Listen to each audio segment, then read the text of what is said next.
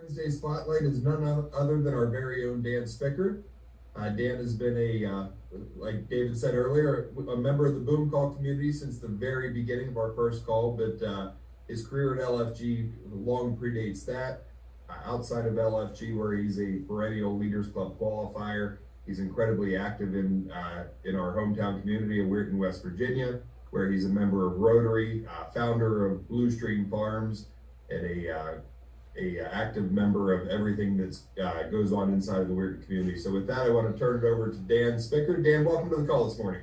Thank you very much. I got to give a quick shout out to Mark Bucklaw. He's my Birdman hero.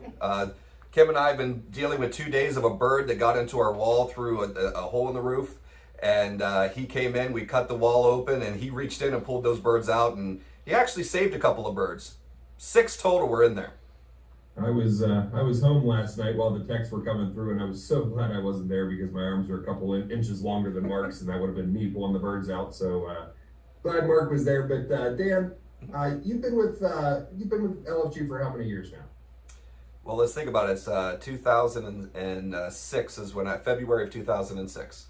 So you've been with LFG for over 17 years, but your career certainly spans a longer window than that. So when you left Colorado State as a graduate, what was the first job that you took from out of school? Well, first of all, I moved back home and I had 4 jobs. I was a stringer for a couple of the local Pittsburgh stations, going around with my recorder, just reporting news. I was a bartender at one of the local bars and bartended and waited tables at Quaker Steak and Lube up in Pittsburgh. But then I got the opportunity to go work with CNN Sports Illustrated in Atlanta. Started as an editor and worked my way up to producer with CNN SI, Headline Sports and International Sports. So Dan, you had a fantastic career going at CNN Sports Illustrated. What made you decide to switch over to finance?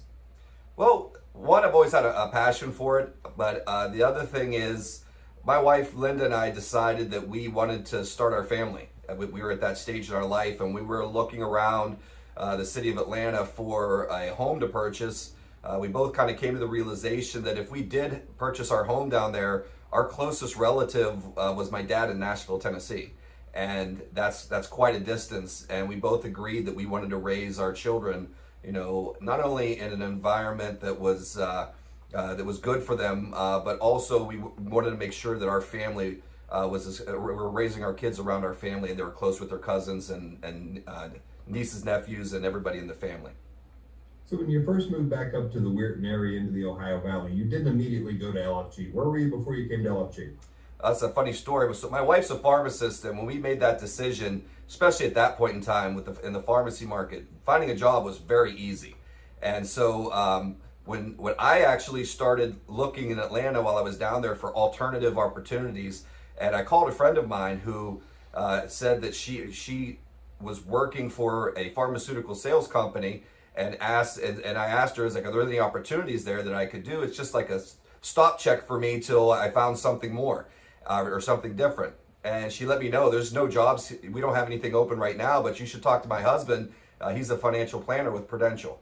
And I actually started the interview process in Atlanta. I did my aptitude testing, I did my personality testing, and started the interviewing. And Linda got the job up in Pittsburgh, and I said, let's just go. I'll figure it out when we get up there. And so I drove through 2 tunnels in the city of Pittsburgh. So you guys that drive through the Fort Pitt tunnels and the Monroeville tunnels know what a pain in the butt both of them are. Try doing it twice a day, going in the morning to get there at 8 and then leaving in the afternoon. It was tough, but I'm so glad I started at Prudential because, I learned so much there. Made a lot of mistakes early on. I made a lot of good friends. I was able to put myself in a position where they were focusing so much on volume and getting things started. And they also, I was forced in 3 months to get my life accident health, Series 7 and Series 66. And my eyesight got worse because all I did was study. Dan, I always think back to that story about you driving through both tunnels knowing that I was doing the same thing at about the same time. I can only imagine how many hand gestures we threw at each other over that course of time before we actually even knew who each other were. But you're number one. You're at Prudential, and then something occurs in your life that makes you want to make a switch, and then you end up at Lifetime Financial Growth. Tell me a little bit about that transition from Prudential to LFG and what that deciding factor was for you. Well, at LFG or at Prudential, I actually had almost failed out of the business early on in the first few months because I decided to take on, I thought what was an easier route. There were, in the northern panhandle of West Virginia, where I was living in Weirton, they had 85 agents back in the 80s. When I came on board, there were 3. And one of them retired while I was there. So they had all of these orphans, and they're like, Dan, you got to go see all these people. And I'm thinking, oh, great, this would be great, easy way to expand my business right off the bat. Well, I was verbally and almost physically assaulted because of the prior work that that they had done, and I realized that this is not the way to start or build a business like this. So I actually went back and looked at my book of business and analyzed it and noticed that I'm connected with pharmacists like crazy. My brother-in-law, my brother-in-law, my wife, most of our friends. So I decided to focus on that market. And as I was expanding that market, I realized the suite of insurances that are offered through Prudential weren't necessarily the best in the industry for my pharmacists. The disability insurance, the life insurance. And so what I did was I was really big into NAIFA. In fact, I was NAIFA president here in Western Pennsylvania for a while. But when I was first involved, I started to go to a lot of the meetings just to learn more about the industry, and they had educational pieces. And Michael Carney actually had a speaker there talking about the importance of disability insurance and the definition of disability and how there are different types of policies out there. So I approached him afterwards and said, I would like to write, Guardian. And so he helped me become a broker. And when I went back to my office and let them know that I was doing this, they told me that I had to try to sell Prudential products first. I could only get 10% of my income coming from the Guardian, any products outside of Prudential. And it really hit me the wrong way. So I started looking around through my connections through NAIFA and the rest of the industry, did about 18 interviews. And one of those interviews was with Jim Shepis. And I shared with him my vision of, I want to build a team, because I know an individual can only help so many people, but as a team, not only can we focus in the areas that we have a passion for and enjoy, but we also can help so many more people as a team. And Jim said, well, you've come to the right place.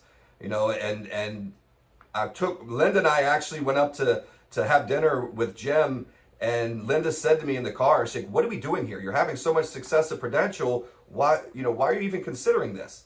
I was like, let's just go to Ruth Chris and have a good dinner and figure it out. Jim did his job. He actually broke down for Linda why I wanted to make the move that I did and how it would benefit us, and how LFG is such a gem within the industry that is so different from the rest of the industry, that when we got back in the car, she looked at me and said, okay, so when you moving? And this was in January when we had that meeting. It was the end of January, and February 1st, I was at LFG. So we talked a little bit about Jim Shepis being involved in your transition to LFG, but obviously there's that giant elephant in the room that looms large. What was your first interaction like with Earl Lutner? Oh, it was amazing. Well, actually, I have 2 stories. One with Earl and another one with the LFG Summit. But my interview, when I was in the interview with Jim, it was funny because I was sitting there across from Jim, and I hear the door behind me open, and there was like a look of shock in his eyes, like, oh no, because he was thinking maybe our personalities might collide or something. But Earl came in, and it was incredible. He literally came in, put his hand on my shoulder, and introduced himself. And then he sat down and literally asked me, he said, why would you want to come here? What reasons would you want to come here? And I shared with him my vision, and he goes, you're meant to be here. This is where you're supposed to be, because this is exactly how, we want to build our firm moving forward. We want to have teams. We want to have people that are team players. We don't want to be like the rest of the industry. We want to stand out and be different. And that right there for me was, that was the close that Earl did that literally helped me to finalize my decision, because it was not an easy one. But the Summit story, for those that don't know, before Living Balance Sheet, there was a planning system out there called LEAP. And LEAP had a very strong personality leading them, and Bob Castiglione. They had him come, and this is when Shepis, after my first interview, invited me to come to the summit. Bob Castiglione proceeded to stand up on stage and destroy everything. Blew up islands is what he used to say, but literally destroyed everything I had learned in the financial planning industry and how to do proper planning. And Jim Shepis literally chased me down as I'm walking out during the break, profusely apologizing, telling me he'll never be back here again. And I stopped and I said, hang on a second, Jim. I was like, yes, it shocked the living heck out of me, but he's right. And that's when Jim knew that was it. He had me and I was coming. All right, Dan, so I want to fast forward to today. You've been with LFG now for 17 years. You've had an ultra successful career. As I said, you've been a perennial Leaders Club qualifier over those 17 years. I know you've met a lot of clients, many of which you and I have shared over the course of the past 4 years. But what's the most impactful client interaction that you've had over your time at LFG? Well, those of you that haven't perused my website, I would challenge you to go to danielspickard.com and take a look at the blog area. Amy Turco. In fact, she was here last night. She's a part of our pharmacy team. And she was someone that I met through one of my dearest and closest friends who helped me start the pharmacy market and introduced me to Amy. His name is Dan Franzik. He was here last night as well.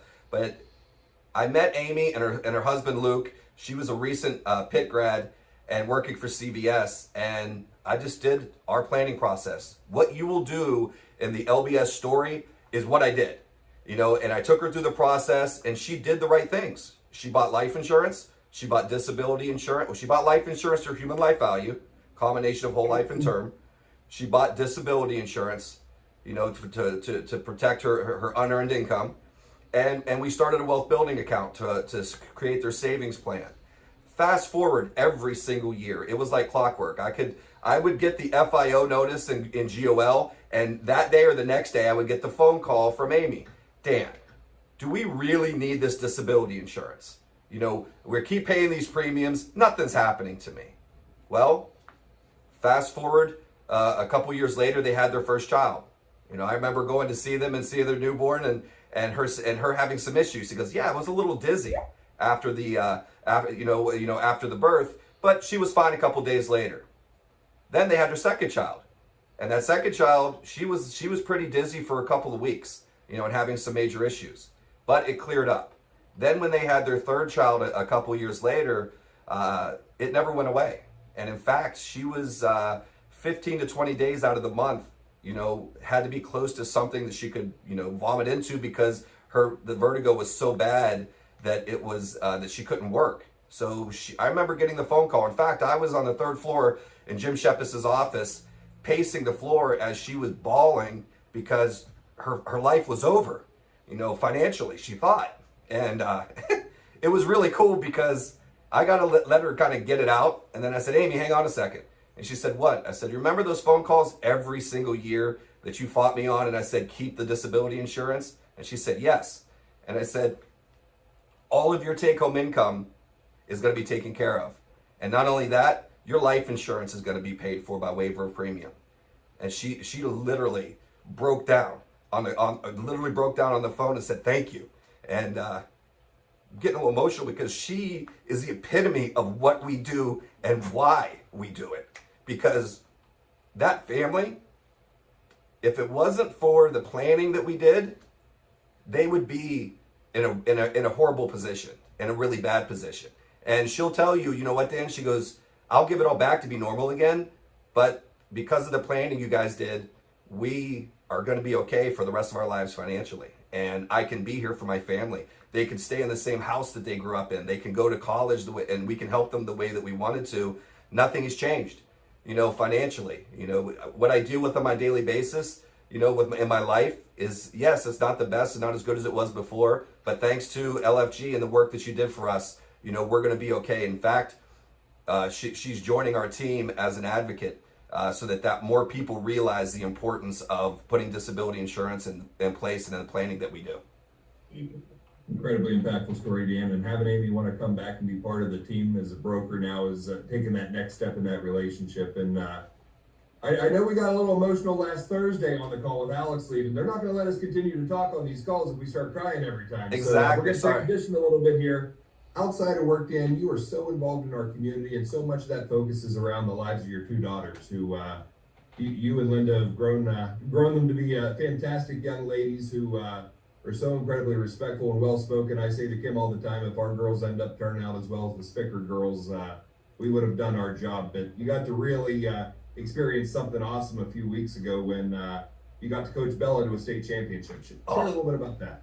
Oh, that was amazing. That's another thing. I'm glad you brought this up, because a big reason why I joined this career just wasn't my passion for it. It was actually my passion for, my family, and that I could be there for all their stuff. I could coach them, because when you coach, you're not just dad anymore. You have an opportunity to, impact their lives in a way that is above and beyond just being a parent. Plus that time that you get, you can't beat it. So I actually had coached when she was at Madonna, which is the Catholic school in Weirton.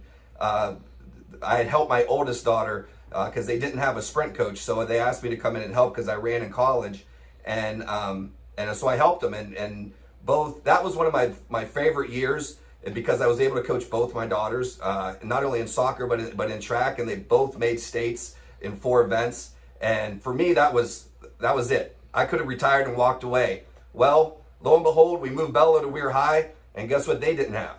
They didn't have a sprint coach. So next thing I know, I'm getting approached saying, hey, would you mind helping us out with this? And it's my old alma mater, so I couldn't say no. And the work that these kids put in, because one of the things that, and I told the team when I first started coaching, I was like, listen, I may be Bella's father, but she's not gonna get any favoritism. And she started laughing. I said, in fact, I'm probably gonna be harder on her, which I will be, than any of the rest of you, and I was. And I pushed her, and I pushed the kids that I knew had the ability to get to that next level in ways that I don't think anybody's ever pushed them before. And because I had some parents approach me afterwards, and it was incredible, the feedback I got. But the thing is, I also had some parents that were like, oh, you're pushing these kids too hard, they're not going to be able to run, they're going to get hurt. Well, here's the thing, just like in this business, you could push yourself really hard and go in a wrong direction because you're not doing it right, or you're not following the right path. Or you could push yourself really hard, which you have to, but if you follow the right path, that's how you get to the next level. And my daughter made it in 4 events. I actually had 15 kids on the girls team make it, and our discus thrower became a state champion, but the 4x4 team was my baby because it's the hardest race to run, and it's the most exciting race. It's the one that always finished the meets. And they were number 1 in the state for the entire year. We get down to Charleston for the finals, or for states, and they predict where everybody's going to finish, and they put us at 2nd. And I showed the girls that, and the fire that burned inside them. They came out and didn't just win. They won by 7.43 seconds, 40 meters ahead of the next team behind them. And this isn't a local meet or anything. This is states. They were running against the best. And the beautiful part about it is too, they're 2 juniors and 2 sophomores, so I get them back this year. But this is, for me, my wife says, you're probably more excited than they are. And I think I was, because seeing them succeed and succeed at that level, there's nothing better. It's just like our clients. When we see them get those aha moments where they understand and they're able to get to that next level, in their planning and for themselves and their families, and they get it and they appreciate it, and especially when they appreciate you for helping them to get there. That's what this is about. It's in life. It's things like that mean more than a paycheck that you get. The paycheck's gonna come, but you can't take it with you. You look back on life, when you finally get to that end, it's gonna be how many people's lives did you have a positive impact on? And I pray for that every day, the ability to do that. And I put myself in a position that, yes, I'm going to take flack. I'm going to deal with the crazy parents of these days, but it's completely worth it. Not just for my family, but for the impact we have on the lives of those other girls I was able to coach in track and soccer, and I wouldn't trade it for anything. Did it affect my business? It did. But it also affected it negatively a little bit this year because the time I had to put in. Worth it. I would pay it 10 times over because I know it's all going to come back no matter what anyway. Awesome share, Dan. We got a minute here before we have to pass it over to Bob Johnson for the close. So my final question to you is, looking back on the beginning part of your career, what advice would you have for yourself today that you would love to give to Dan when he was first starting out? One, it's, volume is the key to success. You need to get it in front of as many people as you can. But one of the biggest things is this industry will impact you positively and negatively. So you need to, if I were to focus more on surrounding myself with the right people, and that's just not my teammates, that's also the people that I work with, and not chase, certain business so that I could try to make a certain club or anything. If you surround yourself with the right people, it's not work, and it's extremely enjoyable. And the impact that you can have is so much more, and your work day will be so much better. So that's something that I've worked on my entire career, and finally getting to the point where I'm making those changes. And I got to tell you, look out. Just keep an eye on me on the books. It's going to go through the roof because I'm finally, getting to that place where I'm focusing on the right people that lift me up, and I'm getting away from those people that pull me down. Dan Spickard, thank you very much for all your fantastic shares today. Dan can be found leading by example in the front of the pack in the LFG community across the board. Really appreciate you taking the time to sit in our spotlight today. Thanks, Joe. With that said, yeah, Pastor.